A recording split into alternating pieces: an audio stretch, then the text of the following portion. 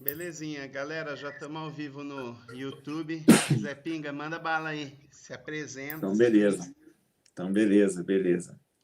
Então, vamos lá.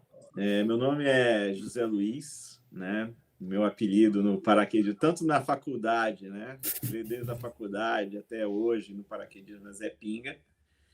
E eu sou da Wingsuit Performance School, né? Que é uma escola de wingsuit que a gente está aí, se tornou escola tem 2 anos, mais ou menos, né?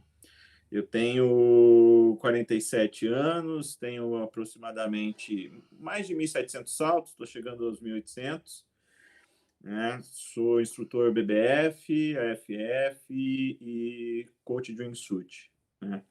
E sendo que dos 1.800 saltos, seguramente mais de 1.500 de wingsuit. Então, aí viemos aqui para bater esse papo aqui, né? Para vocês aí, mostrar um pouquinho do mundo do wingsuit para vocês, né? E para mim, assim, é muito legal estar falando, porque para mim sempre o meu sonho foi voar de wing.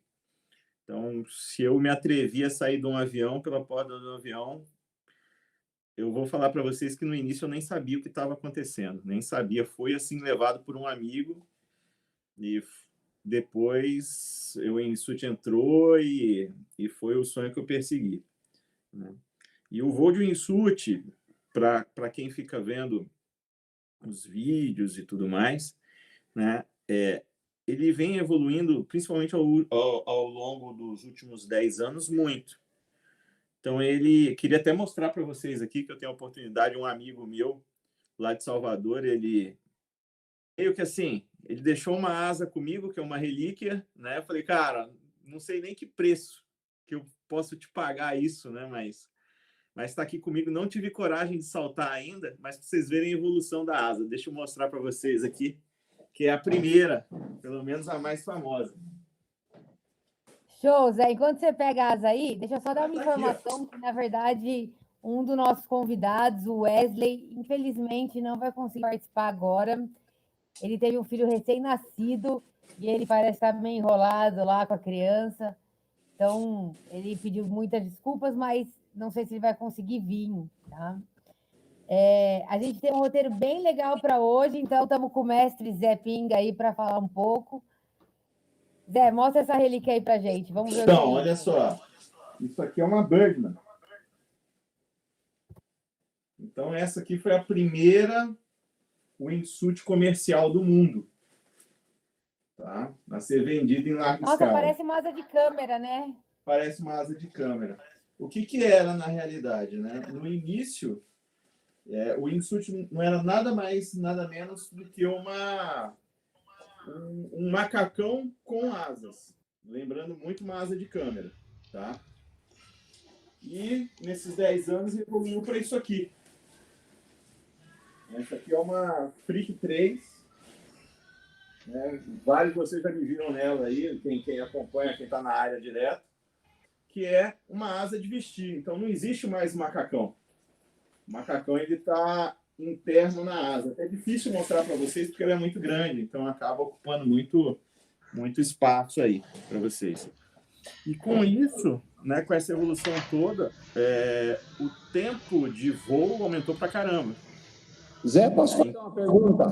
Pode, claro. Na antiga, a nova, ela tem aquela parte que você vai até comentar, que infla de ar e que dá... como paraquedas, ele dá corpo à asa, certo? Sim. A antiga, não. Tem, sim. Aqui, ó, só que é diferente, ó. É só uma telinha. Tá vendo aqui? Entendi. É só uma telinha. Ela não tem aquela entrada de ar forçado. Isso aí já é uma evolução. Ela tem uma telinha aqui que entra. Ela tem umas células aqui por dentro, mas assim, é só na costura. Entendeu? É uma célula só, praticamente. Sabe? Sei. Ela infla, tá? Mas ela não tem estrutura interna. Ou seja, ela não dava estrutura no voo como essa nova dá. Exato. Legal. O que aconteceu é o seguinte, antes, essas asas, por exemplo, da Bird, é muito mais como um saco que infla e dá arrasto. As novas, o que que acontece? Você tem uma entrada de ar, onde a boca é maior e o furo de entrada dentro das células é menor, que você sabe, né? Quando você tem um fluxo, quando você restringe o fluxo aumenta a velocidade. Então, você aumenta a pressurização dentro da asa. E essas asas de hoje, elas têm ribs e mini ribs. Então, há uma estrutura bem similar à de um paraquedas. Então, ela tem uma estrutura interna. Então, você aumenta a pressurização da asa e, com isso, você aumenta a performance. Legal. Então, a gente passou aí, vamos dizer assim, que era 50 segundos de queda livre para 3 minutos e meio, dependendo da asa que você estiver usando. Nossa. Né? E, Legal, assim, né? Ô Zé, você já Oi. voou com essa asa antigona aí? não tive coragem ainda. Tô criando coragem. Deve ser super instável, imagino. Não sei, eu já vesti ela várias vezes, já meio que ensaiei, falei, esse final de semana eu vou. Aí depois não vou. Joga na Né? mão aí que eu tenho coragem. Eu vi É, até eu que sei. pelo shape assim deve servir em mim. Serve em mim, serve em você, meu. Mas assim, já tô criando coragem ainda. Vai ser um passeio bem interessante, né? E Show! assim, a asa funciona na realidade dessa forma, né? Basicamente, nós temos o wingsuit, nós temos 4 partes do wingsuit, vamos dizer assim, para entender como é que é o funcionamento básico dele, tá? As asas dos braços, normal, a gente regula nível. Então, regula a altura em relação, por exemplo, a outro wingsuiter, por exemplo, tá? A asa da perna é nosso acelerador e freio, tá? E o tronco é aonde você regula o pitch. O pitch é nosso ângulo em relação ao horizonte. Então, onde a gente voa mais picado ou menos picado, né? Ou pitch mais negativo ou mais positivo, né? Então, é assim que a wingsuit hoje, ela é muito mais um planador de glide baixo, né? Glide, vamos dizer assim, falar em português, é razão de planeio, é a relação entre quantos metros você anda para frente e quantos metros você desce, né? Então, em competições, só para vocês terem uma ideia, o pessoal está conseguindo manter um glide de 6:1. O que é isso? A cada metro que ele cai, ele anda 6 metros para frente. Me corrija se eu estiver errada, isso é a média de um velame, 7:1, não é? Não sei te falar em média para velame, mas a gente faz XRW, a gente voa junto com o velame, mas com algumas características específicas e que a gente tem que... Não é um voo nada fácil, né? Mas, assim, porque pode até ser a mesma coisa, Vivi, mas tem outras coisas, por exemplo, como velocidade. Aqui, velocidade horizontal, você consegue voar a 7:1 ou a 6:1, entendeu? Então, você pode ter a razão de planeio ser a mesma, mas as velocidades serem diferentes, tá? O voo é diferente, né? Então, hoje evoluiu para caramba, então, essa questão das asas. Então, as asas estão cada vez com mais performance, né? A gente está conseguindo voar cada vez mais, elas estão cada vez mais estáveis, né? Tanto que hoje a asa, por exemplo, só para a gente falar da questão da evolução, a asa que seria a primeira asa para qualquer pessoa comprar, que a gente vende para qualquer pessoa, ela tem mais performance do que as melhores asas de 4 anos atrás. Então, você pegar os vídeos de 4 anos atrás, seguramente a asa que seria a sua primeira asa hoje, apesar dela não ser tão grande quanto eram essas asas, a performance dela é melhor. Então, está se conseguindo tirar mais performance de menos área, né? Basicamente, essa Nossa, a que legal! evolução. Como evoluiu nos últimos anos, né? Incrível! Muito. Por exemplo, hoje se consegue subir, né? Dar o flare na asa, né? O recorde, não digo que é recorde mundial, mas o melhor número, porque não existe um recorde disso homologado, né? Mas o melhor número que tem, se eu não me engano, é por volta de 330 metros. Então o cara vem, dá um dive, né? Mergulha com a asa para pegar bastante velocidade e depois dá um flare. Então, ele consegue não só parar de cair, como subir 330 metros. 1000 pés ele consegue subir. 330 metros, Vivi. Uau! Só que Até o stall. até o stall. Eu vi uns vídeos desses, os caras fazendo de wing base, saindo, eles entram num canyon, aí chega no canyon, aí comanda lá em cima e já pousa. Ali foi de helicóptero, tá? Ali não tinha montanha, tá? Ali eles saíram do helicóptero para passar, era no gate para fazer esse vídeo aí que eles fizeram, né? Mas é um salto específico para isso. Praticamente a gente queima o salto inteiro para juntar a maior velocidade possível e dar esse flare. Não quer dizer que a qualquer momento a gente consiga, vamos dizer assim, dar o flare e subir, né? Pô, mas pelo jeito logo a galera vai estar pousando de asa realmente, né? Já, Vivi, tem alguns caras treinando isso já há algum tempo, tá? Fora o cara da caixa lá? Fora o cara da caixa que já pousou, né? Mas tem uns caras já treinando isso bem perto do solo, né? Mas a ideia é pousar tipo numa montanha de uma inclinação um pouco suave, entendeu? Não é chegar, por exemplo, aqui em Boituva, no plano, né? Chegar e dar um flare e pousar. Isso é muito difícil, porque eu vou dizer até impossível, porque a velocidade dessa aeronave para pousar, por exemplo, um F-5, por exemplo, ele pousa no bagaço, ele pousa a 200 por hora. Se ele pousar menos, ele estola e acabou. E seria a mesma coisa do Moing, né? Só que pior ainda, sem motor, né? Então, eu acho que a gente vai ver alguém pousando num futuro próximo, aí no máximo em 5 anos, mas não vai passar de um instante, né? Não vou falar um número de circo, mas vai ser igual o cara que, por exemplo, que caiu sem paraquedas de 30 mil pés numa rede. Então, né, o cara fez isso uma vez na vida, ganhou sua grana lá e não faz nunca mais. Né? Ah, entendi. Mas vai acontecer, sim. Tão perto assim de abandonar o paraquedas mesmo, né? Mas vai acontecer, Mas eu senti que o Melfi vai fazer isso com essa asa antiga aí. Não, você está gostando muito do Melfi. Viu, mas vamos lá. Então a gente tem as propostas de tópicos aqui, a gente já está falando do primeiro tópico, o que é o voo de wingsuit e como ele funciona, né? Isso. Né? Então, basicamente o voo de wingsuit, para quem é paraquedista, o que a gente fala? É basicamente transformar o que você tinha de velocidade vertical em horizontal e que você tinha de horizontal em vertical. Na realidade, a gente está trocando isso tudo em relação ao que a gente está acostumado no paraquedismo normal, né? Então, a gente facilmente dobra o tempo de queda livre aí só de colocar o wingsuit, independente de ser um aluno iniciante ou alguma coisa. Já nos wingsuits aí que a gente usa para o curso de primeiro voo, a gente já consegue seguramente aí voar mais de 2 minutos. Né? 1 minuto e meio, tranquilo. 1 minuto e meio é meio que de praxe. Né?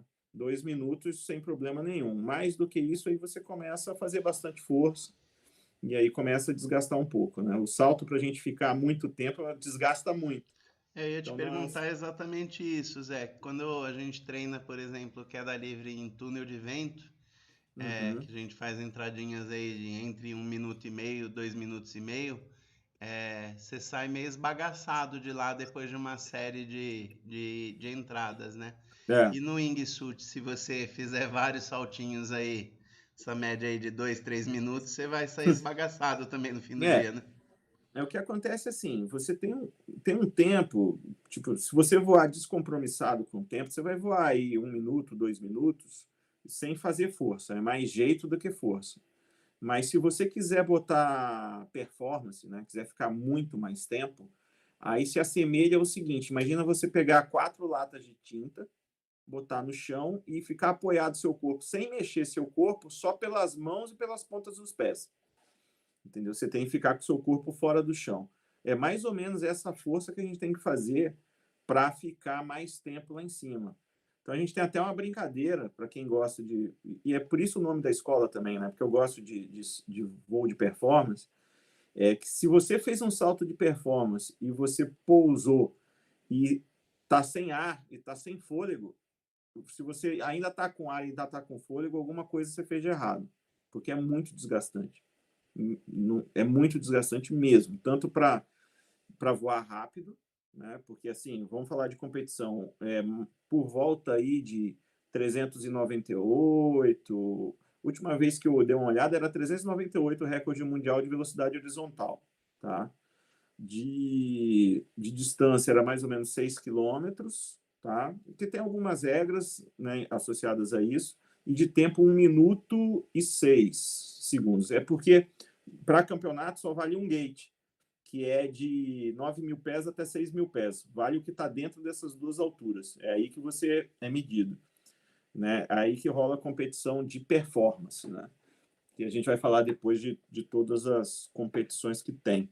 Então, são mais ou menos esses números. E para você, mesmo se, por exemplo, para a gente ficar 3 minutos lá, vamos dizer, saindo a 12.000 pés e abrindo a 4, é bastante força que a gente faz. Então, você vai conseguir fazer aí no máximo aí uns 5 saltos no dia se você estiver muito bem. Né? Tem que ir preparado mesmo, né? Você estava falando dos recordes. Deixa eu contar a história do nosso amigo Nando PQD, que saltou em Foz do Iguaçu e foi pousar no Paraguai. É verdade. Tem histórico de voos internacionais de wingsuit ou ele será o primeiro mesmo? Cara, teve isso, né? E realmente, assim, livrando um pouco o Nandinho dessa história, o Nandinho voa com a gente na escola há bastante tempo. E o que acontece, assim, você tem um aeródromo que está jusante da barragem, que fica no Brasil, e outro montante da barragem, para cima da barragem, que é o do Paraguai. Né? Então, e a gente sai, né? Dependendo do vento e tal, essas coisas, lá eu já saltei lá, a gente sai mais ou menos no meio dos dois. Então, se você entrar em giro, se você perder a orientação, é muito fácil de você ir parar do outro lado, entendeu? Não é uma coisa assim, né? Comigo quase aconteceu com um aluno lá. A gente estava lá, o aluno de primeiro salto, e ele entrou num giro, eu acompanhando ele, cada giro que ele dava, ele entrava no giro e voava reto. E cada giro que ele dava, ele ia mais para a fronteira. Quando eu vi, a gente já estava assim, em cima do rio já, e ele já estava entrando no terceiro giro. Eu falei, não, tchau. Eu peguei, vim para a área, falei, olha, se vira aí que, né, não dá mais para ficar aqui, né? Então, Tá mas certo. aconteceu, é verdade mesmo. O Nando, eu acho que ele foi, pelo menos, com certeza, ele foi o primeiro a cruzar a fronteira Brasil-Paraguai de wingsuit, com certeza. Com certeza, né? A gente tem um eu projeto. adoro o Nando. Um beijão para ele se ele ver essa live aqui depois. Também. E a gente tem um projeto, né? Tem um projeto antigo nosso que, se Deus quiser, a gente vai fazer, que é o salto das 3 fronteiras, né? Que seria a gente sair no Brasil, sair bem alto, sair a, sei lá, 18, 20 mil pés, e cruzar as 3 fronteiras e voltar para o Brasil, né? Ali na tríplice fronteira. Isso se Deus quiser, a gente um dia vai fazer esse salto. Né? Pô, já tem um briefing mais legal, cara. Separa, vai cada um para um país. Pode ser. Fica um lá na Argentina, um no Paraguai, um no Brasil. Vai ter uma briga aí para saber quem vai para onde, para quem vai para qual país, mas tudo bem. Né? Eu volto para cá. Né? Mas vamos lá. Eu vi um comentário aqui no chat. Felipe Hart é o Caveirinha que está aqui? Você que está com a gente? Sumiu, ok. Pô, que legal, então. Pelo menos um recorde foi o dele, o primeiro voo internacional entre Brasil e Paraguai. Ótimo. Foi, com certeza. Com certeza ele detém esse recorde. Show! Então, falamos um pouco do que é o voo do wingsuit e como ele funciona, a força que a gente faz, a evolução da asa. Próximo tópico que a gente tem aqui é sobre os pré-requisitos. Então, o que você tem para falar para a gente, Zé? Então, pré-requisito para fazer o curso de wingsuit, o paraquedista ter a categoria C, né, que é 200 saltos, mais a categoria C para fazer o curso de wingsuit. Na escola, a gente tem também a possibilidade de fazer isso com CAT-B de mais ou menos 100 saltos, mas não de wingsuit. Aí a gente usa uma trekking suit, que é uma trekking suit chamada Mutation, que é um novo tipo de asa, vamos dizer assim, que ela voa tanto quanto uma wingsuit, só que ela não tem a restrição de movimento de wingsuit. Então, se o CAT-B, se o paraquedista CAT-B estiver deslocando bem, né, a gente faz uma avaliação com ele e a gente faz o mesmo curso de wingsuit, só que na tracksuit com 100 e poucos saltos. E aí qual que é a ideia? Afinar o voo dele, aí quando ele pegar a CAT-C, simplesmente dá uma treinadinha no solo de 40 minutos e a gente já sobe com o wingsuit de novo, entendeu? Então, é só uma progressão, como se fosse quase como uma progressão de Vellani, né? Mas hoje o pré-requisito, até isso aí é internacionalmente colocado, é 200 saltos CAT-C.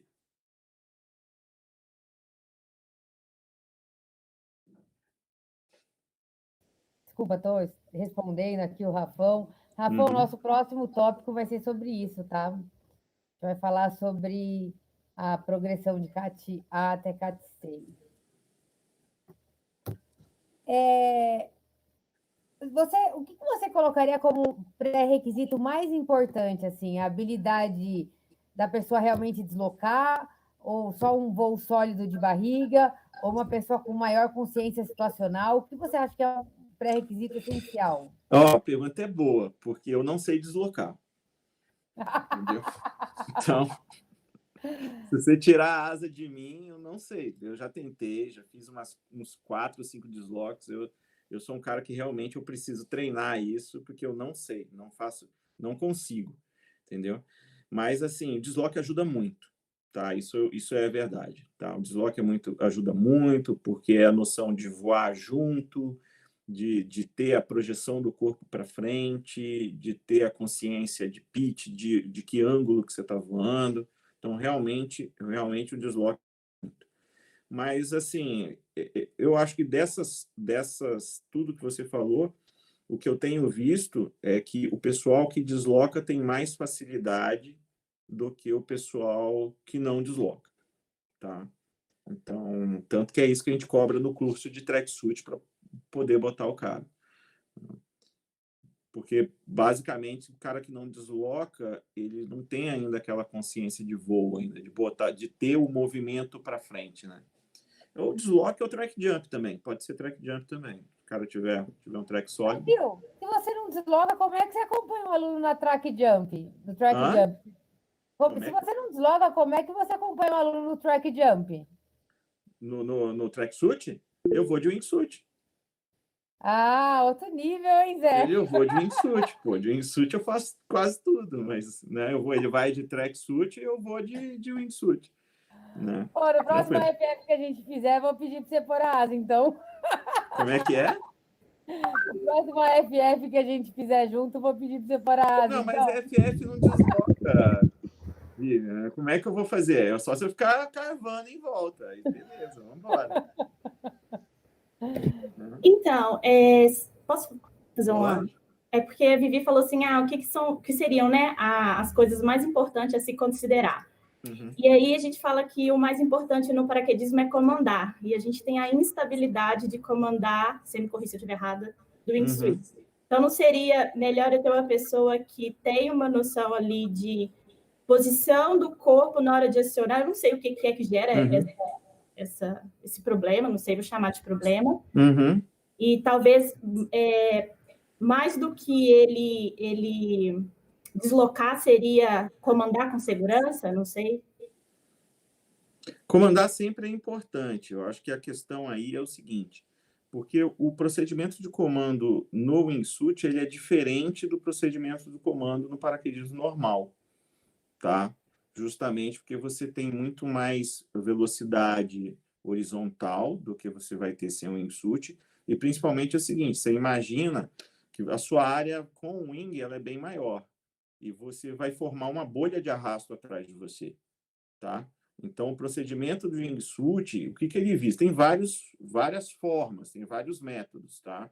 Mas todos visam a mesma coisa, seria você diminuir essa bolha de arrasto para aí você comandar. Não sei se você conseguiu entender. É claro que uma pessoa, por exemplo, que comanda bem de barriga, faz a boxe direitinho e comanda estável, né?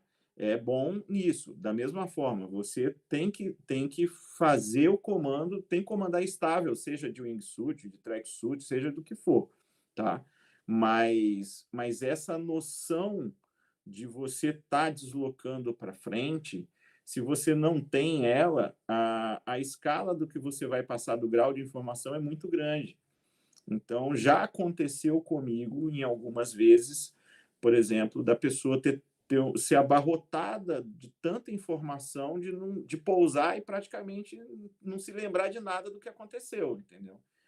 Porque realmente muda muito. É pegar tudo que você já viveu no skydiving, que é praticamente vertical, e colocar no horizontal, tá? Então, por exemplo, tá aí Israel que não me deixa mentir. Israel é belly flyer de mão cheia, entendeu? Ele fez o curso com a gente. E, por exemplo, numa grande formação, eu também gostava de fazer, eu só fiz barriga, né? Então, só fiz formação, a maior formação que eu fiz foi 32, aí depois parei. Mas o maior medo, o maior receio que eu tinha era passar para baixo da formação. No wingsuit é tão diferente que você não tem medo nenhum de passar para baixo da formação, porque você tem tanta potência que você sobe a hora que você quiser. Entendeu? Porque realmente você está planando, sabe? Você não está caindo. Por mais que quando a gente está de barriga, a gente tem uma sensação de voo e realmente a gente está voando, porque de acordo com o que a gente faz no nosso corpo, a gente se projeta em qualquer eixo. Mas essa noção de estar deslocando, de estar, sabe, com mais velocidade horizontal, no final das contas, ela vale mais do que um cara que comanda bem, uma pessoa que comanda bem, estável, na posição box. Porque é diferente. A asa, por exemplo, ela não, ou o wingsuit, ela não permite você mandar a posição box nela. Tá? Você vai estar restrito no braço. E mesmo que você consiga, a asa não vai entender nada. E essa posição dentro da asa ela é muito instável, a posição box que a gente aprendeu. Então, justamente é isso, entendeu? Basicamente por aí. Tá? Já o tracksuit que eu falei antes, ele permite você comandar na box. Você pode comandar na box de forma estável, que ele entende direitinho, ele fica estável e você comanda numa boa. Por isso que a gente consegue fazer com catibete sem saltos também. Esse tracksuit seria uma roupa próxima daquela de câmera? Não. Ela é totalmente diferente. Ela é o seguinte, ela é, vamos dizer, como se fosse se eu pegar, imagina esse wingsuit que eu te mostrei, novo aqui, prateado, arranca a asa dele. Você vai deixar o braço totalmente exposto, você só tem aquela asa da perna, aquela tailwing. Tá. Basicamente é isso.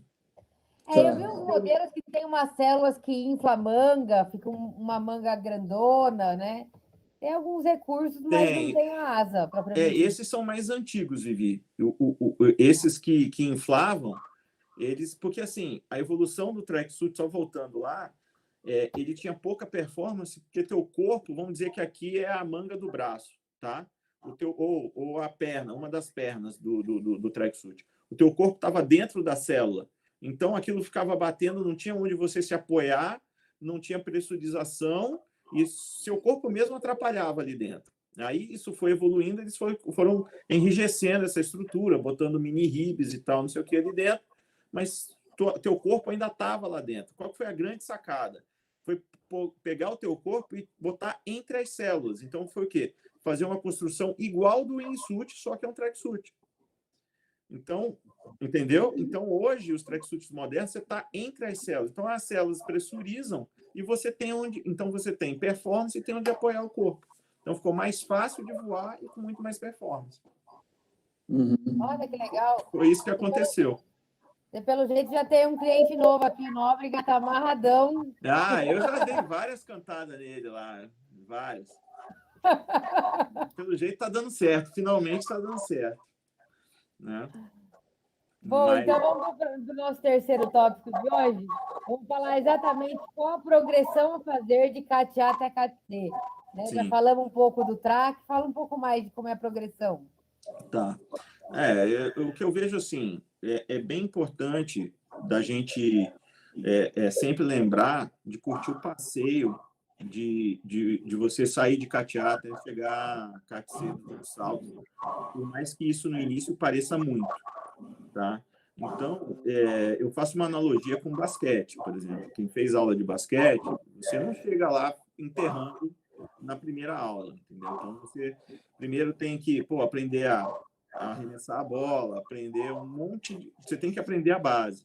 Então, o que é interessante dentro disso? É você colocar objetivos entre essa quantidade de saltos. Uma coisa que eu fiz muito, apesar da minha evolução não ser muito, até Catecê não recomendo para ninguém, mas pensar assim, qual é o nível de voo que eu quero ter quando eu chegar a Catecê? Então, se você qual é a qualidade de voo que eu quero ter? Né? Porque eu acho que tem hora para divertir, tem hora para fazer lenha, tem hora para tudo no skydive, mas tem hora para treinar sério também. Então, de nada adianta, por exemplo, você acatear e você ainda sai instável do avião, mas depois você recupera e faz seu salto, beleza. Mas se você continuar fazendo só isso, cada vez mais vai ficar difícil você sair estável do avião. Então, seria fazer um BBF, né? Pegar o mínimo de qualidade possível no voo de barriga, né? Ter calma para ir para o desloque, quando você estiver sólido, porque cada um tem uma curva de aprendizado, né? E o ideal é que você respeite a sua curva de aprendizado, mas que se você está mirando o wingsuit, o que é? Eu quero chegar, aí vou fazer até o link com o que a Karina falou, né? Eu quero chegar a CAT-C, eu quero fazer o curso de wingsuit, então eu tenho que comandar bem, eu tenho que ter a experiência de chegar e fazer um grip suave, eu tenho que estar deslocando bem. Então, são essas coisas que você tem que chegar e fazer sua evolução, porque de nada adianta, por exemplo, você chega a CAT B, por exemplo, e aí você começa a mandar só lenha, só fan jump, e chega a CAT C e você não tem bagagem nenhuma, você não tem background nenhum, você não tem base, né? E aí é uma coisa assim que infelizmente acontece da gente pegar um CAT C que não voa nada e entrar com o cara dentro do wingsuit. Então a gente faz o máximo para passar tudo possível para o cara passar no curso, mas o curso de wingsuit é igual um FF no final das contas. A gente tem a parte teórica em solo, tem os treinos em solo, mas são 3 saltos de avaliação que você pode passar ou não, né? Então, essa evolução, acho que é você dosar um pouquinho de tudo. Não é fazer 200 saltos com coach, mas também não é simplesmente fazer o FF e ficar fazendo fan jump até chegar a CAT-C, entendeu? Eu, pelo menos, eu não sirvo, porque eu com 100 saltos, eu transgredi todas as regras, vesti um wingsuit e saí do avião, né? A gente não recomenda isso, tá? A gente não recomenda Não recomenda de jeito nenhum, porque, cara, foi um absurdo que eu fiz e me custou muito caro. E por conta disso, né, eu vinha de área pequena, não era em Boituva. Era uma época que não estava regulamentado no Brasil. Internacionalmente, sim, mas no Brasil não tinha regulamentação nenhuma de que se fosse CAT-C ou 200 saltos, nem nada.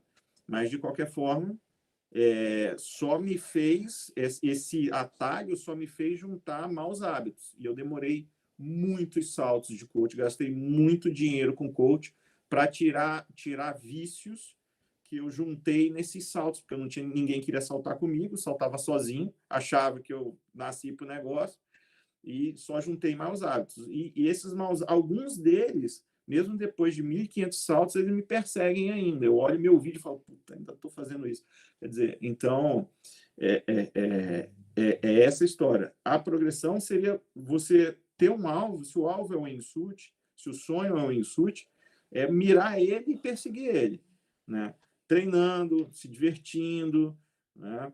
Participando de, por exemplo, eu vejo o Israel fazendo o Big Way lá, legal pra caramba, é um caminho, entendeu? Porque tem que ter essa consciência. Se o cara não faz Big Way, no dia que tiver 3 de wing ou 4 de wing, o cara vai adrenar num ponto que vai ser até perigoso, porque o cara não está acostumado a voar com mais gente, né? Então, tudo tudo é enriquecedor dentro do skydiving. Agora, chegar, por exemplo, até 150 saltos, você pode fazer o que você quiser, mas se pegar esses últimos 50 saltos e você treinar deslock, você vai chegar muito bem para fazer o curso. Essa é a grande sacada, né? Por aí. Ótima dica, Zé. Você falou que começou numa área pequena. Onde que você começou? A voar foi em Rondônia. Rondônia? Rondônia. Você é de lá, rapaz? Lá em Porto Velho. Não sou de lá, é que eu trabalhava lá. Achei que vocês não existiam de verdade. Foi com um grande amigo meu, irmão meu, que me botou para voar. A história é mais ou menos assim. Eu fui, com 18 saltos, eu fui fazer minha primeira hora de túnel em Goiânia. Então tava o Eric Rocha e o Petená. Aí terminou a parte do túnel, aí reuniu a galera toda. Aí, o que você quer ser? O que você quer? O que você quer? Eu falei, cheguei para isso, quero voar de wingsuit, com 18 saltos. Aí um olhou para o outro, aí o Eric falou assim, então tá bom, faz 100 saltos que eu te ensino a voar de wingsuit. Eu falei, beleza. E aí ele esqueceu. Deu 100 saltos, eu bati na porta. Eu nem morava mais lá, eu morava em Curitiba. Eu peguei um avião, fui para Porto Velho, bati na porta dele com equipo, com wingsuit, com tudo comprado. Pronto, fiz 100 saltos, estou aqui para você me botar para voar. Ele não acreditou. E aí assim foi, aí o resto é história. Nossa, que história, hein? Uau! A vontade era muito grande, mas não valeu muito a pena, não. Esses 100 saltos eu devia ter treinado, porque realmente custou caro depois. Então, hashtag fica a dica. Você aí quer catear e bem, quer chegar no wingsuit, deslocar, fazer voos de formação, treinar o voo sólido de barriga. Excelente. Próximo tópico, quais os tipos de voo de wingsuit? Eu nem sabia que tinham vários tipos. Tem vários tipos, Então, assim, normalmente o que a gente faz, né? Você tem o voo de performance, que eu falei, que é você tentar ser, né, que é o voo, um dos tipos de competição, que é voar rápido horizontalmente, passar o maior tempo possível lá em cima, né, e cobrir a maior distância possível. Então, esse seria o voo de performance, tá? Você tem o acro, que se assemelha muito com a competição de free fly, tá? Só que é na horizontal. Tem vários movimentos, vários pontos, tem o pull obrigatório, os movimentos obrigatórios, os formatos é exatamente o mesmo, tá? Então, é bem parecido com a competição de free fly, tá? Você tem o XRW, que a gente já falou aqui, que é voar ao lado, né? Voar junto com um velame de alta performance, né?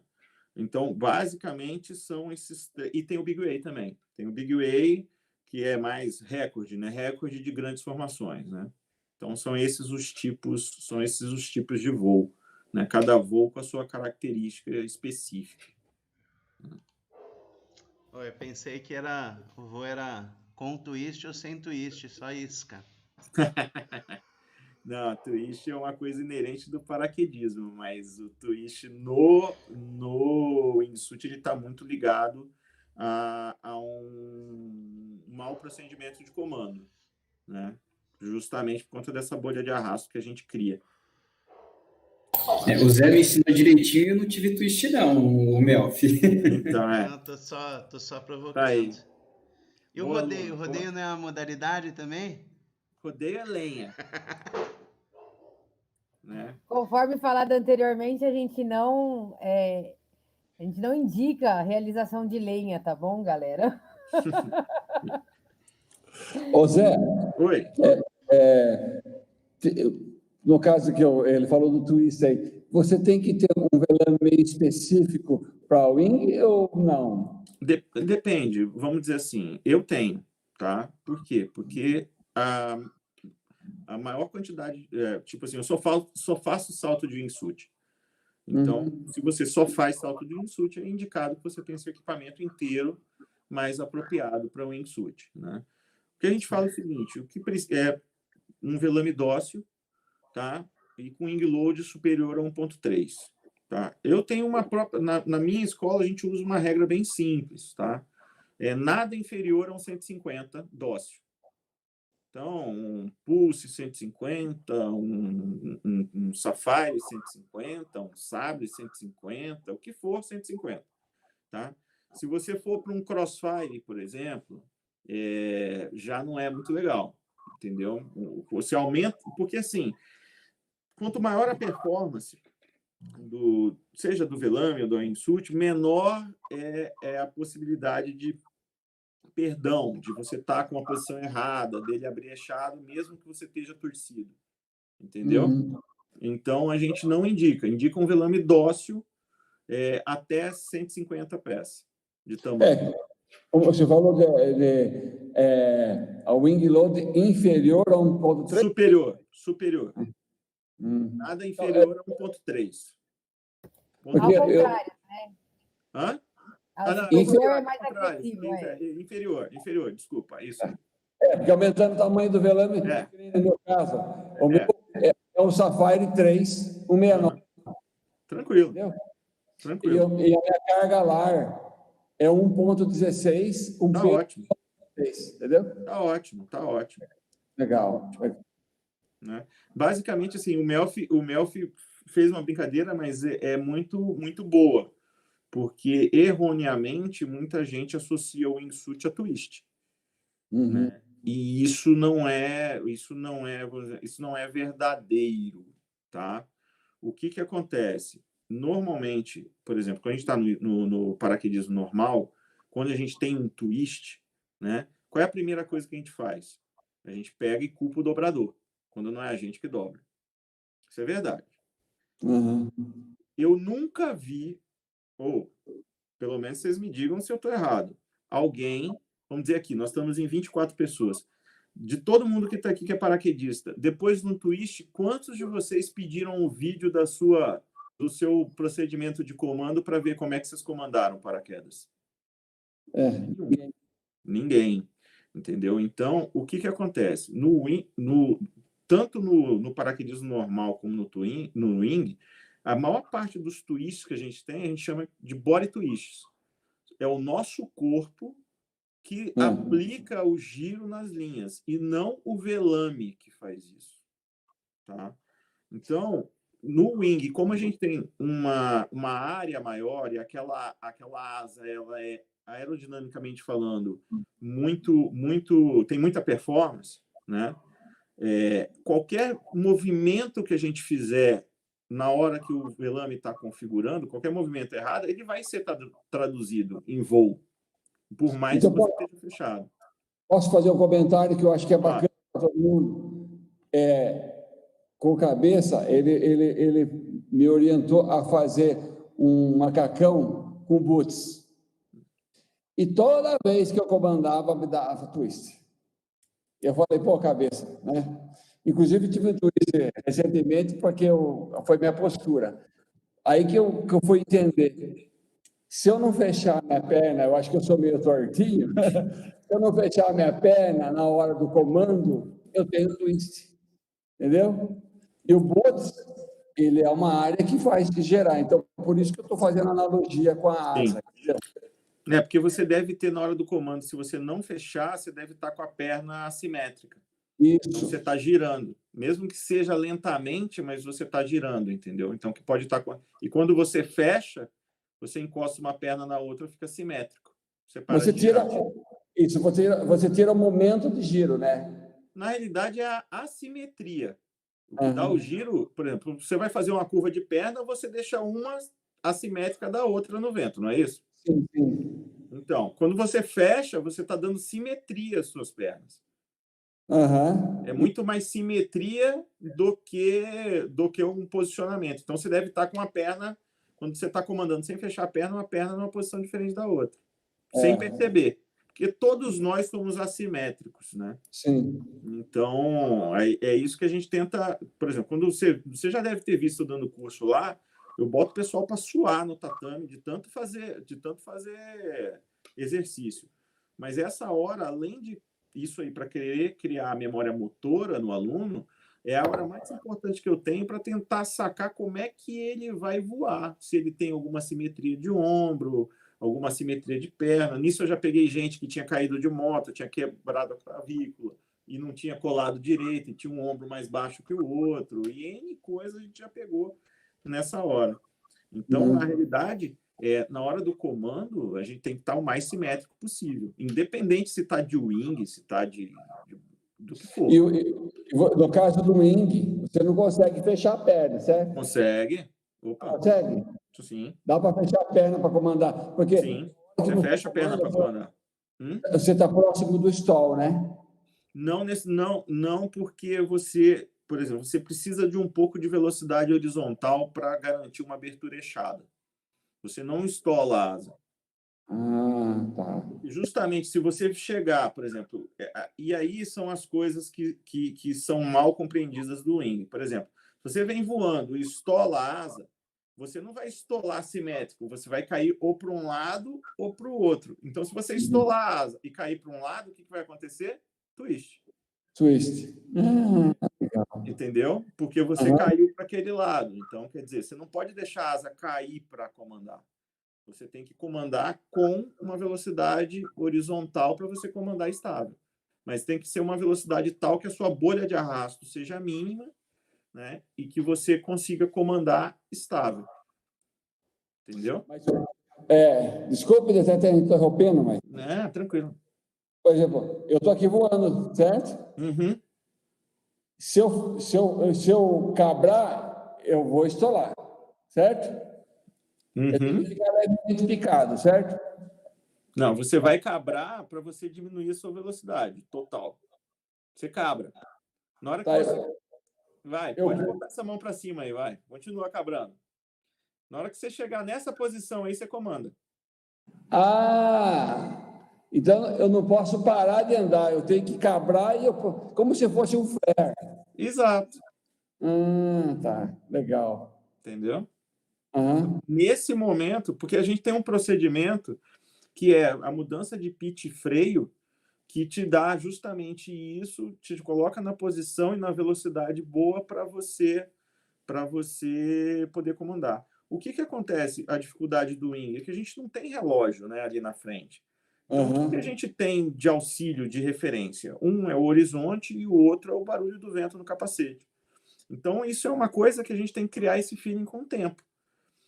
Tá? Entendi. O procedimento de comando, ele traz isso, para você reduzir a bolha de arrasto, justamente para você não ter... se você tem uma bolha de arrasto grande, né, quer dizer que sua velocidade está grande.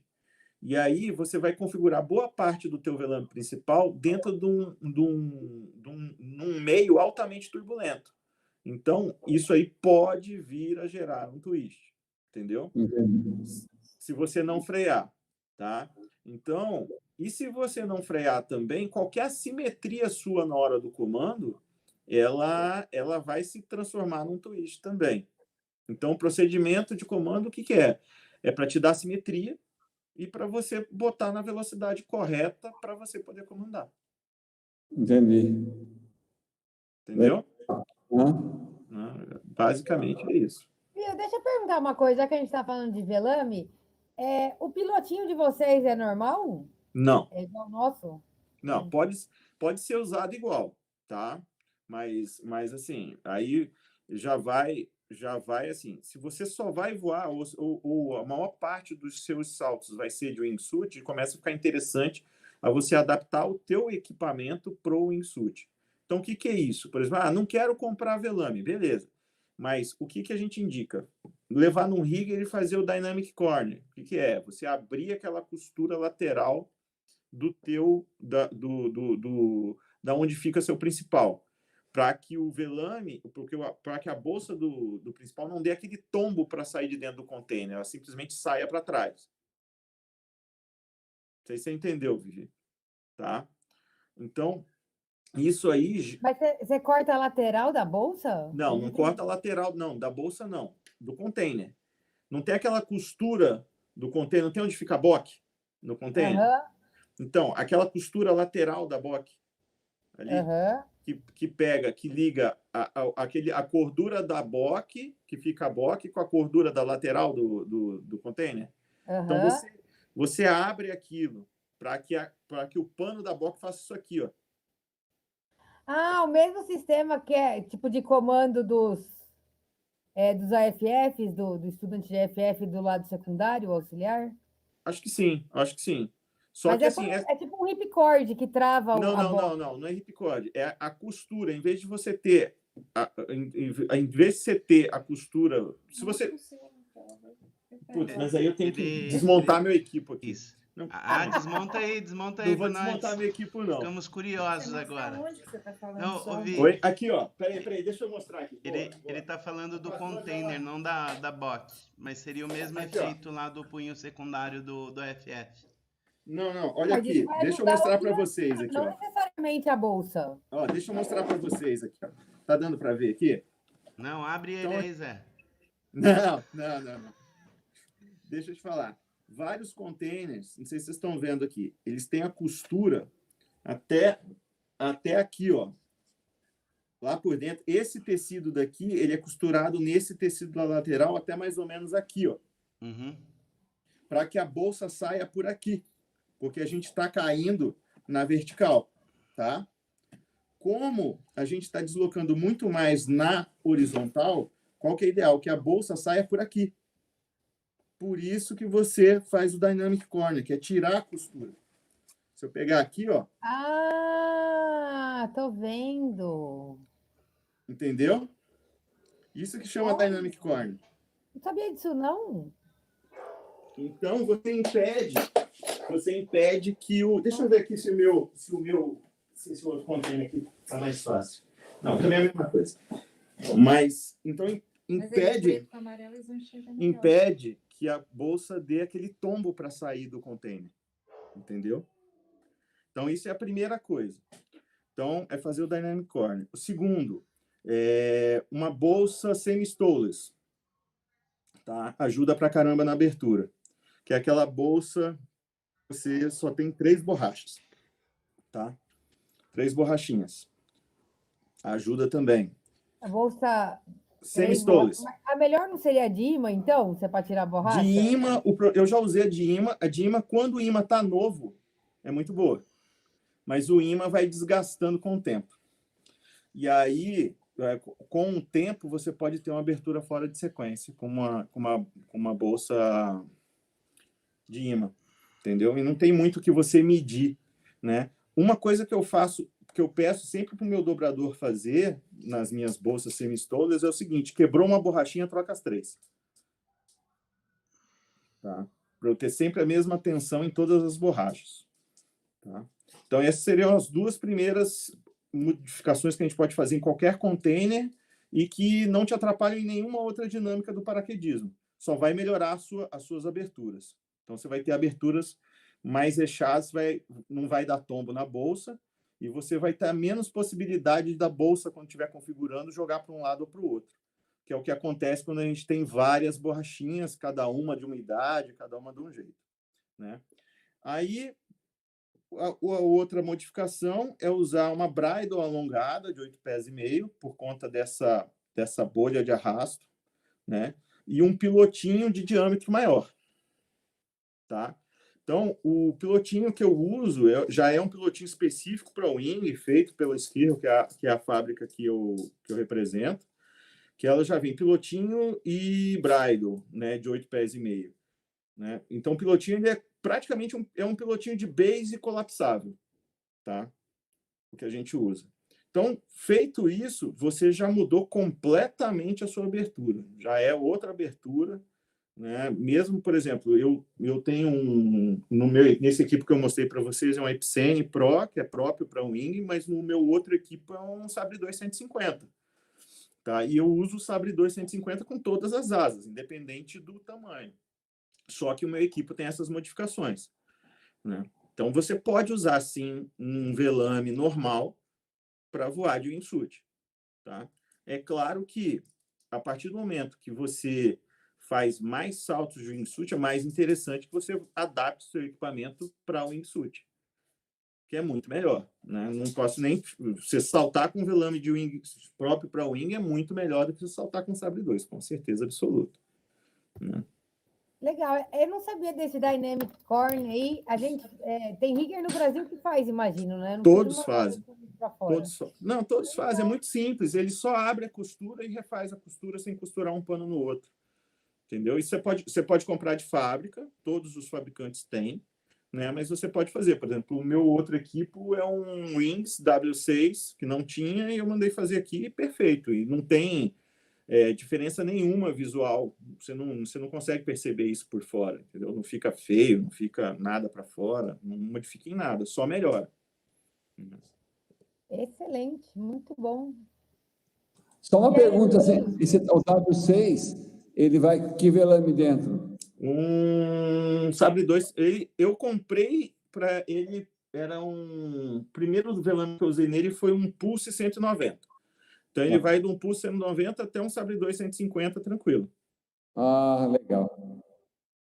É que eu tenho o W13, por isso. E o W13 acho que é menor, né? Não sei te falar. É meu primeiro container, esse Wings que eu comprei, entendeu? Eu comprei justamente porque eu estava fazendo transição, precisava de um que me acompanhasse por mais tempo, né? Então, conseguia botar um Pulse 190 apertado e um sabre 170 bom e um sabre 150 tá ali. Folgado, mas tá bom. Agora, menor já não dá mais. Né? Menor do que isso não dá. Entendi.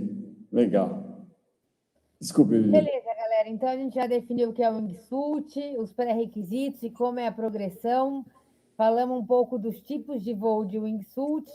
Agora, eu quero que você explique para a gente como é o curso e a progressão depois do curso. Tá.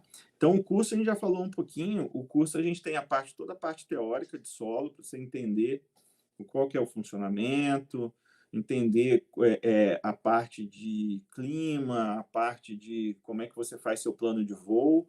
Isso não só para Boituva, como para qualquer área, né? Porque aí a sua responsabilidade, do mesmo jeito que a responsabilidade do PS é nosso, né? Para o Wingsuit Pilot, a responsabilidade do plano de voo é dele.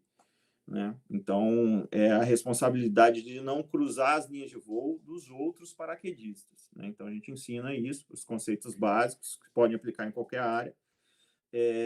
A gente tem a parte de solo, a parte de segurança, e aí a gente sobe para os 3 saltos de avaliação. Né? Bem, aí, passando no curso, qual é a progressão? É a gente preparar o aluno para o Big Way, para ele poder fazer um Big Way de forma segura. Então, para ele poder saltar com os amigos, né, de forma segura, saber fazer aproximação, saber qual é o slot, como é que é a forma, os níveis de voar, né, junto com outras pessoas, se tiver gente de back, se tiver gente de front. Então, saber sair do avião sem necessariamente você estar próximo da porta, porque o wingsuit ele ocupa muito espaço, vocês sabem disso, que a gente atrapalha vocês pra caramba nos finais de semana, né? Então, basicamente, se você for sair, vamos ver aqui no Kodiak, que a gente usa bastante, se a gente sair, botar 4 para sair no Kodiak de wing, você vai ter um na porta, outros 3 lá dentro, e o último vai estar praticamente sentado no colo do Zé, entendeu? Do piloto. Então, você vai treinar essa saída, que é correr dentro do avião junto com o wingsuit, dentro do wingsuit, e sair de forma segura. Né? Então, seria essa progressão. E é a partir daí que o aluno está fazendo Big Way, está voando bem, aí ele mesmo vai se orientar para onde que ele quer. Se ele quer um voo de acro, se ele quer voar de back, se ele quer fazer performance, né? Tem as progressões das asas também, que a gente começa numa asa de iniciante, aí vai para uma asa intermediária, depois vai para uma asa, né? Uma pergunta. A cada modalidade eu tenho uma asa diferente. Sim, dessas modalidades, sim. Mas vamos dizer assim, hoje, a gente falando de skydive, basicamente, a gente tem, vamos dizer assim, 3 asas. Tá? Então, 3 asas, e eu não estou contando a asa de aluno. Então, seria a asa de aluno, que a gente usa no curso é uma asa que a gente não vende, porque é uma asa para você fazer 20 saltos no máximo, tá? Porque ela não tem performance. A gente não está cobrando performance ali. A gente quer ensinar a voar. Não é voar para caramba, ou voar muito rápido, é ensinar a voar. Né? Aí você vai pegar uma asa, a primeira asa, que é uma asa de iniciante, que já tem bem mais performance, né? Para você continuar a sua progressão. E aí você tem as outras duas asas, que aí seria a TC, que é a intermediária, e a Freak, que é essa que eu mostrei para vocês, essa prata, que é já a asa avançada, né? Que aí você vai te possibilitar fazer basicamente tudo no skydive, né? Que você possa fazer com o wingsuit, né? Voar de back, fazer XRW, carvar, fazer o que você quiser, né? Então, basicamente, você tem uma progressão de asa que se assemelha muito com a progressão de Vellani, que a gente faz, tá? E tem também, assim como o Vellani, os projetos das asas que são específicas para cada coisa que você quer fazer. Então, por exemplo, você quer fazer acro. É um modelo de asa específico para acro, né? Não que você não consiga fazer com as outras asas, você consegue, porém, é mais fácil você fazer com um modelo específico para aquilo. Performance. Tem as asas de competição, então, que são específicas para isso, que são asas bem maiores, bem mais ariscas, com muito mais performance, né? Você precisa ter mais feeling de voo para poder voar uma asa dessa, né? E tem, vamos dizer assim, os canivetes suíços aí, que aí é a ATC e a Freak que você faz tudo, né? Basicamente, você faz tudo, né?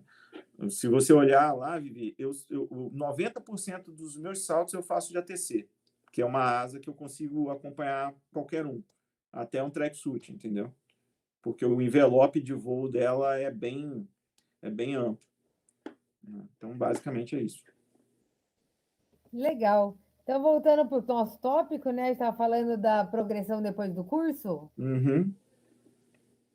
É isso. Então, a ideia é fazer o curso e preparar para o Big Wave, né? Então, basicamente é isso. Cada aluno tem uma curva de aprendizado. Tem cara que com 10 saltos já está indo, tem cara que demora 50, aí depende de cada um, né? Basicamente é isso. Mas fazendo o curso, você já está apto a voar de wingsuit, né? A pegar seu wingsuit, sair do avião e voar, vir para a área, né?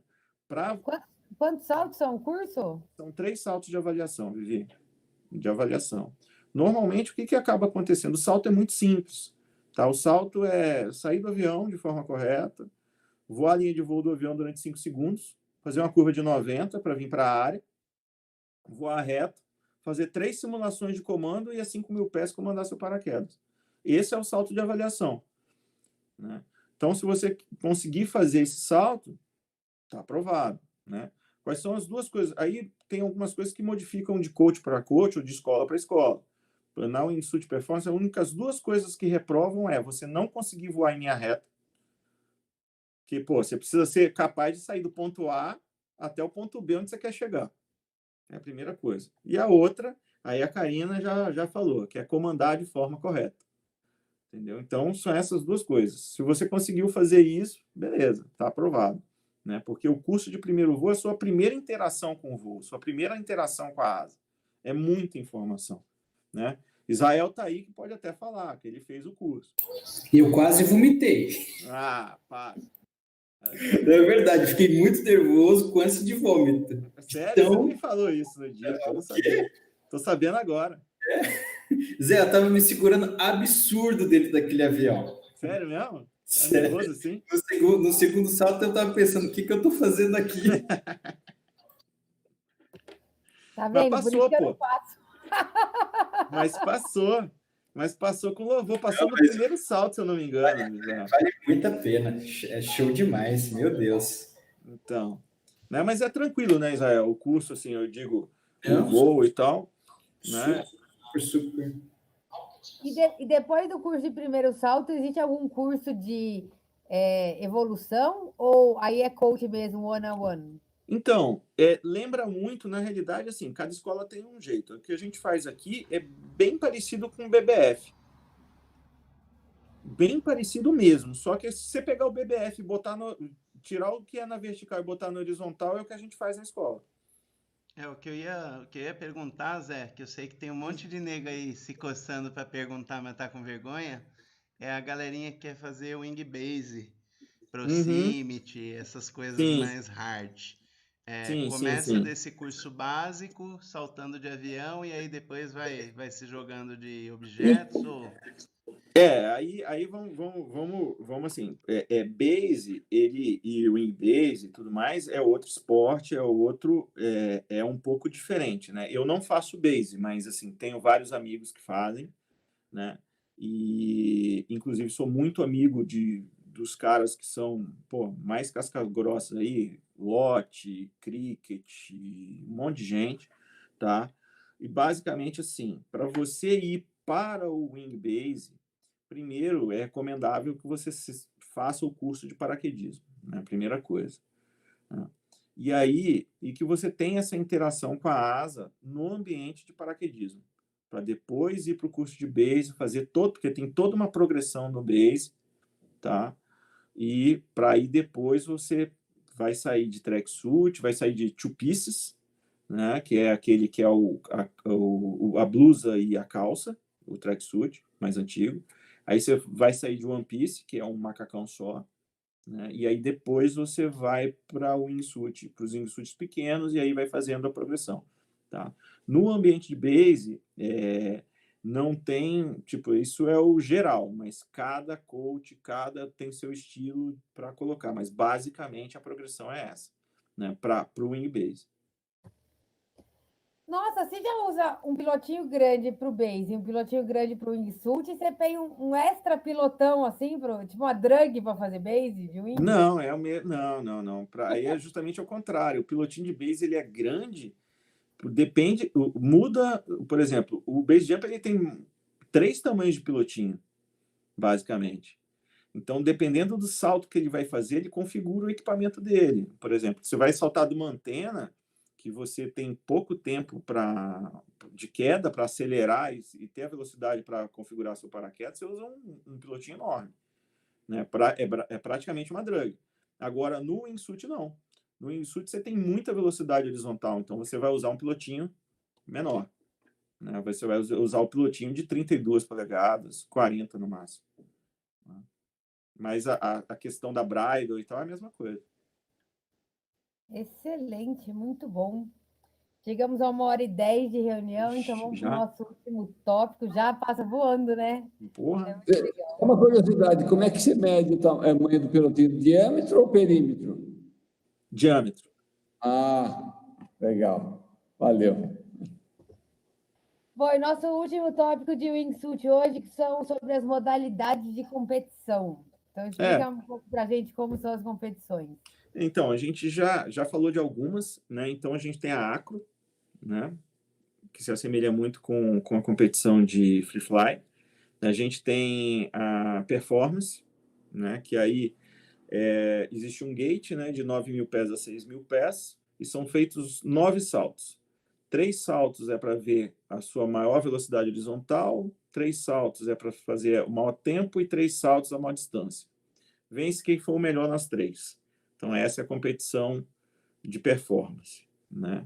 A gente tem também, deu uma evoluída também, principalmente nos Estados Unidos, que foi feito 2 competições muito interessantes, que uma chamou WOWS, que é o Wide Open Wingsuit Championship, que são 5 paraquedistas. Um é o coelho. Então, os 4 paraquedistas vão em formação com o coelho e o coelho dá o start. Ele se sacode todo para dar como se fosse a bandeira de largada, vamos dizer assim. E aí vence quem chegar primeiro, por exemplo. A gente sairia 2 milhas da área e eu sou o coelho e vocês são os competidores. Então, vocês têm que voar em formação comigo, sempre abaixo e para trás de mim, tá? Não pode estar acima, nem para frente. Então, eu dou o start e vocês vão... Quem chegar primeiro na área é o que ganha, tá? Mas todo mundo vai com um aparelhinho que se chama FlySight.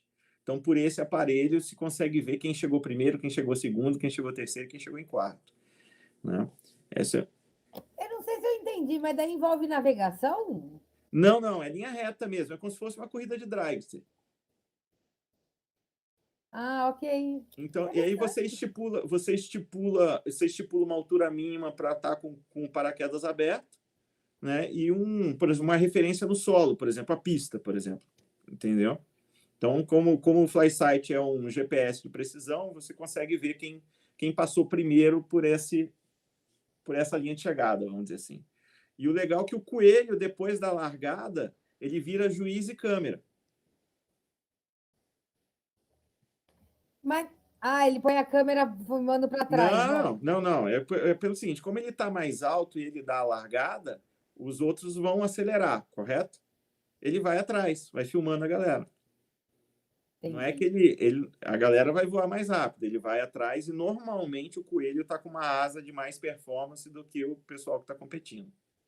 Então, justamente para ele ter mais range para poder seguir a galera e filmar a galera, entendeu? Então, ele vira câmera e juiz, porque quando ele pousa, ele fala, olha, o fulano de tal estava mais alto e para trás, então estava mais alto e para frente, então está desclassificado, né? Então, como ele tem a câmera, isso é uma modalidade nova. E teve uma outra modalidade que chamava ACES, Wingsuit ACES. Não, ACES, que foi da Red Bull, que o pessoal eram 4 competidores por vez, e era uma competição muito cara, porque eles saíram de um helicóptero, e aí tinham outros 4 helicópteros formando gates, com uma corda, com bandeiras. Então, se assemelhava a uma corrida de slalom, de esqui. Exatamente. Então, vencia quem passasse primeiro pelo último gate, né? Então, foi feito Red Bull Aces. Agora lembrei, Red Bull Aces. Nossa, essa é maneira, hein? Caramba. É muito legal. É muito legal. Recomendo a pegar no YouTube. É sensacional. Sensacional. E aí foi feito, acho que umas 2 vezes no máximo. 2 ou 3 vezes no máximo, mas muito legal esse tipo de competição. Parou porque era muito caro, né? Você ter 5 helicópteros voando para fazer um campeonato, mesmo nos Estados Unidos, é muito caro, né? Então, esses são os modelos de competição no skydive, né? No ambiente de base também tem competição de wing também. Dugay, pode fazer uma pergunta. Deixa eu só fazer uma antes. Você estava falando do acro, você falou que é tipo free fly, mas aí é em dupla e tem um câmera, é isso? São 3? Isso, exatamente. Tem a dupla e o câmera. A equipe é a dupla e o câmera. E aí a dupla tem que ficar fazendo manobra entre eles. Exato. Que tipos de manobras? Tem desde barrel roll, né, evolução um por cima do outro, o outro voa de back, grips, né? Looping para frente, para trás, cambalhota para frente, cambalhota para trás, é muito legal, é muito legal. O câmera, como sempre, é o que mais voa, né? Como sempre. Como sempre, é o que mais voa. Mas é isso. Então, tem os compulsórios, né? Que são sorteados, né, no dia da competição, que os caras têm a sequência, mas tem que colocar o compulsório que os juízes pedem para colocar durante a competição. Então, é assim. E o câmera tem que se virar para filmar os dois. Tá certo. Dugay, fala aí sua pergunta. E aí, galera, beleza? Fala aí, Zé. Bom? Bom. Então, você que está acompanhando aí toda a mídia e tal, o Wingsuit aí, praticamente uma referência nacional aí, né? Como é que você vê, assim, o futuro do esporte aí? 2 anos, 5 anos, 10 anos? O que você acha que vai acontecer, assim? Tanto equipamento quanto, sei lá, competição e outras coisas. Para 10 anos, eu espero muito, eu tenho um sonho, que daqui a 10 anos a gente consiga estar pegando térmica. Tá? Caralho. É o que eu espero. Entendeu? Em termos de 2 anos, o grande problema é o seguinte: a gente tem uma limitação física, né? Que é o tamanho do nosso corpo, peso vezes área. Então, a curva ela já está deitando um pouco. Mas eu acredito que vai aparecer aí, eu acho que novos materiais, tá? Tanto para o bordo de ataque, né? Para o leading edge, que faz o braço, né?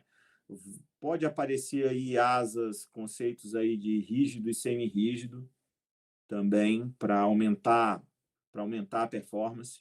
É uma coisa que já se tentou no passado, não se conseguiu, mas eu acredito que vai aparecer, né? E sempre vai ter a galera que vai detonar o esporte, né? Que é botar motor na gente, né? Então, isso já foi feito, isso tem uma turbininha lá, mas para mim, eu sou meio purista, assim, nesse conceito, que eu acho que é igual o surf, né? Prancha a motor é um troço que não tem nada a ver. É a mesma coisa de um wingsuit a motor, né? Botar uma turbina, eu acho que tira muito do que é realmente o esporte. Então, mas eu acredito que é por aí. Eu ia te perguntar isso, se você não tem vontade de voar nesses jets aí e tal. Cara, o problema todo, vontade até tem, mas quando eu lembro que tem um tanque cheio de combustível entre as minhas pernas ou perto de mim, pronto para estourar, essa vontade vai embora. Então, nossa, sério, eu morro de vontade de fazer isso. Deve ser muito legal, cara. Sim. Não, mas o problema é que é muito caro, né, Melfi? Porque você nunca vai conseguir sair, por exemplo, tá dentro do avião com outros 14 paraquedistas e você lá com 2 turbinas, um em cada pé e 10 litros de combustível lá dentro, né? Imagina, que beleza. Então acaba sendo muito caro. Já sai do chão, pô. 14 decola. Wingsuiters dentro do avião, cara, também. Não, mas aí tá todo mundo sem motor. Não, o do Gás comentou esse ano lá em Dubai, o pessoal do Jetman, né? Eles conseguiram decolar com a asa, né? Então a asa hoje deles, eles pousam e decolam em pé. Eles não vão precisar mais do helicóptero para fazer os voos, né? Mas só que tem uma coisa, né? Cada asa daquela custa $4 milhões. Então, mas aquilo não é um wingsuit, né? Especificamente, né? Não, é outra parada. Né? Aquilo é uma asa rígida, né? Vamos dizer assim, é quase um avião. Tanto que o Jetman, o Yves lá, eu não sei, não lembro o sobrenome dele, ele tem um projeto, depois até te passo, de fazer uma escola de voo com aquela asa, mas a asa sem motor. Então você sai da montanha com aquela asa, e claro que vai planar muito mais, né? Se der certo, né? Se não bater em nada, vai planar pra caramba. Mas tem esse projeto também. Mas aí eu acredito que é outro esporte, né? Igual você falar, sei lá, é outro conceito, né? A asa rígida, totalmente rígida. Né? Parece mais uma asa delta, talvez, né? Talvez. Mas assim, precisa do motor, né? O planeio daquela asa é mínimo, tanto que eles usam um big de um paraquedas, dupla abertura. O paraquedas lembra muito o paraquedas de tandem que eles usam, porque sai em 2 estágios. Ele comanda, primeiro sai uma drag para desacelerar tudo e depois abre o principal. Nossa, será que é pesada aquela asa? Não, ela não é que ela... Tipo assim, ela deve ser pesada quando você está no início, que ela está cheia de combustível, né? Mas tem motor, são 4 motores, né? quatro turbinas, né? Ela deve ser bem pesada no início, mas ela por si só ela deve ser leve, porque ela é de fibra de carbono, então e ela é rígida, né? Ela não tem superfície de controle, ela não tem flap, não tem nada. Basicamente os caras, uma vez, eu não sei onde é que eu vi, os mesmos comandos que eles dão são os comandos de track. Entendeu? Tanto para virar para um lado, para o outro, tudo subir, descer, aí, né? São os mesmos comandos. Eu acho que subir e descer deve ser dar motor ou tirar motor, deve ser isso. Mas aí eu acho que é outro esporte. Eu acho que isso aí tá para se tornar alguma coisa popular para a gente, como é o wingsuit, isso aí tem que baratear muito. Né? Uma turbina daquela, eu acho que deve custar aí uns $30 mil, uma turbina daquela, se não for mais. É a mesma utilizada em aeromodelo, que eu estava vendo uns modelos, e elas custam na faixa de $7 mil a $8 mil cada turbina. Exatamente. Né? Então, eu acho assim, para daqui a 2 anos e tudo mais, eu acho que vai se evoluir muito a questão da qualidade dos wingsuits, né? Em termos de materiais e de performance. Mas chegar a esse ponto deles vai demorar bastante. Ô Zé, deixa eu falar. Não, e que nós estamos falando aqui, eu não queria passar. No voo de wing, como é que você checa as altitudes? Porque você está com o braço para trás. Uhum. E você não tem um sonoro para cada altitude, né? Não, basicamente você usa sonoro, tá? E eu uso o altímetro na mão. Eu uso o altímetro aqui na palma da mão. Eu adaptei, meu altímetro fica aqui. Então eu consigo olhar para minha mão aqui e ver o altímetro, tá? Mas a gente usa muito sonoro. Ou você pode botar o altímetro no seu tirante de peito também. Eu não gosto muito, tá? Mas muita gente usa, entendeu? Mas porque na mão, você não está voando com a mão para trás aqui? Depende muito da asa. As asas maiores, as asas que a gente usa no skydiving, o enflechamento não é tão grande. Entendi. Entendeu? Você só vai ter um enflechamento maior nas asas de competição. Entendi. Entendeu? Mas você consegue ver. O sonoro, ele te dá, assim, três sons para você comandar, né? Aham. Então, mas o que acontece... Oi? Mauro, o que acaba acontecendo é o seguinte, é tanto tempo que a gente passa lá em cima que a gente não está preocupado em que altura que a gente está, entendeu?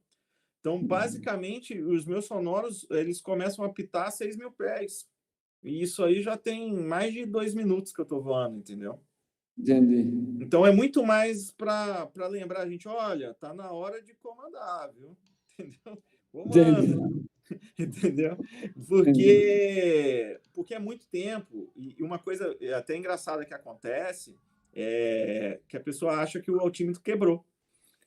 Que o sonoro quebrou, que ele não está funcionando, porque você tem esse tempo na cabeça da queda livre, né? E quando você está voando muito tempo, você está realmente voando. Então vai demorar. Imagina, por exemplo, quais são as alturas que você coloca por exemplo, seu sonoro? Qual é a primeira altura que está? 5,5. 5,5. Então, você está aí basicamente 45 segundos demora de você sair do avião até estar com 5,5, mais ou menos. Tá? Isso. Imagina se demorar 90.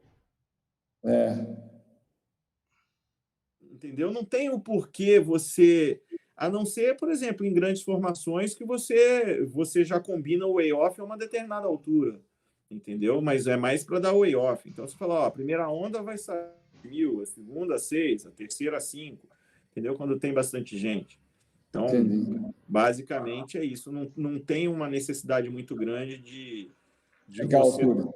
Mas eu acho, como o Zé falou, né? A preocupação é mais saber onde você está do que em altura que você está, né? Exato. Por exemplo, vários de vocês, o Melf já me viu, eu, por exemplo, não uso todo dia, mas eu uso bastante GPS para voar de wingsuit. Né? Então, a minha preocupação do GPS, por mais que ele me mostre a altura que eu estou, porque ele também tem altímetro barométrico, eu não estou interessado naquela altura, eu estou interessado em saber onde é que eu estou. Né? Sabe? A maior preocupação é essa. Né? Porque você tem muito tempo. E uma coisa interessante também com relação à altura, a gente sempre é muito conservador com relação à distância que a gente sai da área. Tá? Então... num curso de primeiro salto, a gente vai sair no máximo, normalmente, a 1,5 milha da área. A gente poderia estar saindo a 2,5, mas a gente sai a 1,5, para a gente ter segurança que você vai chegar na área. Entendeu? Então, é diferente um pouco. Você imagina, você tem mais tempo para tomar decisão no wingsuit. Né? Sim. Porque você tem velocidade vertical bem menor, né? Mas assim, você pode usar o altímetro no tirante de peito, eu só não gosto porque você tem que olhar para baixo. E quando você olha para baixo, você perde toda a sua consciência situacional do que está acontecendo. É só por isso que eu não gosto do altímetro aqui. Entendeu? Mas eu prefiro usar ele nas costas da mão aqui, porque aí eu viro a mão para mim e eu olho e eu consigo ver a altura que eu tô. Tá? Entendi. Legal. Tá? Mas é basicamente isso. Mas muita gente usa no tirante de peito e se dá bem com isso. Eu só não gosto numa questão de, vamos dizer assim, de chateza minha, entendeu? Eu prefiro você... Oi. A gente está com 5 minutos ainda. Vamos. O Nobre já está com umas dúvidas aqui que eu acho que pode ser dos outros também, sobre valores de asa, sobre troca de equipamentos. Ele até colocou no chat. Você quer falar um pouquinho sobre isso? Tá, vamos falar. Eu vou pegar aqui rapidinho e vamos falando, tá? Uma asa hoje, nova, do tamanho da pessoa, custa mais ou menos $1.200, tá? E demora 40 dias para ficar pronta, lá nos Estados Unidos. O problema é que tá fronteira fechada, você não consegue ninguém que traga, né? Com relação a DAA, existe DAA próprio para o Wingsuit, eu uso ele, que é o Wingsuit Cypress, mas você pode usar o seu DAA normal sem problema nenhum. É para isso que a gente tem os protocolos de segurança que a gente passa no curso, tá? Para a gente voar de forma segura. Deixa eu ver aqui o que tem mais aqui. Bem, equipo, eu não sei se a pergunta é essa, eu já respondi com relação à asa, né? A asa inicial é $1.200, vamos dizer, uma freak dessa está uns $1.800, mais ou menos, né? A questão de equipo, por exemplo, existe um fabricante no mundo que faz um equipo específico para o Wingsuit, que é o Aurora. Eu não lembro o nome, eu acho que é Sampath que faz. É um equipo muito caro, custa $4.000 e que eu já botei 2 nas costas. O equipo é lindo, mas não vale a pena. É um gasto que não se justifica, entendeu? Ele simplesmente ele é extremamente confortável, mas ele é como se fosse um racer, nada contra o racer, mas um racer atualizado, entendeu? Então, sinceramente, você está pagando por visual e não por ser uma coisa... Tipo assim, o ganho ele é marginal, porque o equipo ele é mais estreito, mas ele é mais comprido, justamente para facilitar o comando. Mas esse ganho aí realmente é muito marginal em relação ao custo que você tem para ter um equipo desse. Não vale a pena, né? E basicamente é isso com relação ao equipamento, e tudo varia do percentual de jumps que você vai fazer. Se você for mordido pelo bicho igual eu, então é melhor você ter seu equipo todo para um Wingsuit, que vai ser melhor, teu rendimento vai ser melhor, você está agregando segurança ao sistema, né? Basicamente é o equipo. Mas eu falo, de nada adianta você gastar $2.000 num velame próprio para o Wingsuit, fazer tudo isso e você comandar de forma errada. Não vai ser o equipamento que vai garantir a sua segurança, vai ser você, né? E assim, para terminar, eu acho assim, o melhor que eu acho que eu tenho que falar é que o Wingsuit tem que estar no projeto de vocês de skydiving, entendeu? Porque o Wingsuit demanda muito. Por exemplo, a Vivian me vê direto de Wingsuit e eu tô o tempo todo, tipo, eu tô voando direto. E se eu não me aplicar na hora de comandar ou na hora de voar, né, eu vou voar errado. E eu só vou de Wingsuit. Então, quer dizer, tem que estar no projeto de skydiving de vocês. Não adianta fazer o curso e nunca mais saltar. E achar que daqui a 6 meses você vai pegar um Wingsuit e você vai voar direito. Não vai. Tá? Justamente por quê? Porque cada milímetro daquele pano, quando você está no ar, Israel pode me falar, você sente como se fosse sua pele. Como se você tivesse puxado a asa aqui da sua pele e ter prendido lá no dedão do pé.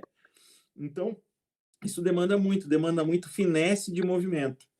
É por isso que eu falo para vocês, tem que estar no projeto Skydiving, tá? Pelo menos aí, vamos falar, na pior das hipóteses, mandar aí um jump de Wingsuit por mês. Na pior das hipóteses. Está longe de ser o ideal, mas é basicamente por aí. Não sei se eu respondi todas as perguntas, né? Tá? Ô Zé, oi. Fazer uma pergunta meio boba, mas assim, um exemplo, para chegar numa ATC, assim, tudo bem que entra aquela questão da evolução do próprio atleta, né, como ele tem facilidade ou não. Uhum. Mas, por exemplo, se eu tiver um planejamento para chegar numa ATC, seria o ideal fazer pelo menos uns 3 a 4 jumps por mês, mais ou menos? É o que você falou, depende muito de você, não tem um número certo, entendeu? Existe um número da fábrica, tá? Que seria, eu acho que uns 150 jumps, mas isso é um número conservador que a fábrica dá, tá? Depende muito da sua evolução, entendeu? Basicamente é o seguinte, cara, se você tá voando a sua asa iniciante, tá voando bem, tá cravando o slot, tá fazendo big wave, tá seguro na asa, tá comandando de forma correta, entendeu? Não tem problema nenhum a gente evoluir para uma TC. Se isso vai ser 15, 30, 50 jumps de wing, você, cada um tem sua curva e o mais importante é a gente respeitar isso na evolução de cada um. Não é, entendeu? E aí tem a diferença de coach para coach. Tem gente que fala que para voar de wingsuit tem que ser fera no free fly. Eu já falo que não tem que ser PN, porque, pô, não precisa, entendeu? Mas definitivamente você tem que ter um comprometimento, porque o wing demanda demais. E aí o que vai acontecer? Né? Se você queima etapa, por exemplo, se você precocemente vai para uma ATC, o que acontece não é um problema de segurança, e sim um problema de frustração. Porque você não vai conseguir fazer as coisas, porque ela tem mais performance e ela te cobra mais finesse de voo. Não sei se você está me entendendo. E aí você vai querer voar, fazer a mesma coisa que você fazia na asa menor, e você não vai conseguir fazer. Então, e é muito louco isso, porque tem gente que não consegue subir, tem gente que não consegue descer, entendeu? Tem gente que não consegue aproximar, tem gente que começa a comandar errado na TC e fala assim, a pior coisa que eu já escutei é falar assim, essa asa tem vida própria. Pô, não é a asa que tem vida própria, é você que não está treinando o suficiente, entendeu? Então, basicamente é isso. Mas não tem um número. Eu tomo skydive também, Israel, você sabe bem, entendeu? Foi mais uma... Porque o que acontece normalmente é igual acontece nos big ways da vida, né? Tipo, eu saio... Enfim, eu não treino, mas eu vou lá e vou querer fazer. Não vai rolar. Acontece. É a mesma coisa. Eu tô com um aluno agora que ele nem fez o curso ainda, ele já quer tirar as medidas para comprar uma Freak, porque em janeiro ele vai nos Estados Unidos e vai trazer a Freak. Eu falei, calma aí, filho, não é bem assim. Entendeu? Então, né? O negócio é bom, pode até ser fácil, mas não é bem assim desse jeito. Né? Maravilha, valeu, Zé. Valeu pela pergunta, boa. Show, muito bom, galera. Chegamos a 1h30 de reunião. Queria agradecer demais o Zé pela participação. Zé, você é o mestre no wingsuit mesmo. Até parece, adoro viu? conversar com você. Isso. Um dia já sarou, viu? Patinha já tá boa já tá na hora da gente voar, viu? Vem não. Tá bom? Mas eu que agradeço a vocês todos, agradeço aí a Abra, agradeço a Scardical, agradeço a Vivi, Melf, toda a galera pela oportunidade aí da gente falar mais disso, do wingsuit que a gente tanto gosta aí de voar. Valeu, Zé Pingueira. Foi muito Valeu legal, demais, pessoal. Vou mandar depois para a galera que não entendeu nada do que você falou, eu vou mandar aquele videozinho lá do Agostinho Matarazzo para resumir tudo. Isso, manda lá. E do Gás, vamos fazer aquela lenha que você falou ali, tá? Vamos fazer esse final de semana, beleza? Zé, um dia eu vou voar com você, viu? Me aguarde. Tá bom, se Deus quiser. Com o Clebão já foi, com o seu pupilo já foi. Tá bom. Foi irado. Valeu, Zé. Valeu. Do Gash, Zé, eu tô com umas ideias de lenha aqui envolvendo o Ing, mas não dá nem para falar aqui no. Não, amanhã a gente. Vai ficar 5 pendurados nos Zé lá. Beleza, vambora. Demorou. Não, a gente não recomenda lenha, não. Pode parar com essa conversa. Falou, pessoal. Gente, valeu, um beijão galera. para todos. Obrigada pela participação de todo mundo. Valeu, Zé. Valeu. Quinta-feira que vem tem mais. A gente está com um tópico super legal. Então, vejo vocês quinta-feira às 8 por aqui, beleza, gente? Valeu. Beleza, pessoal. Valeu, Zé, obrigado. Galera que tá assistindo aí no YouTube, o Elber, Gilmar, José, Damasceno e o Elber Fala, Ribeiro. Dama. Valeu, galerinha. Valeu. Valeu, hein? Falou, Tchau, tchau. Até. Tchau, tchau.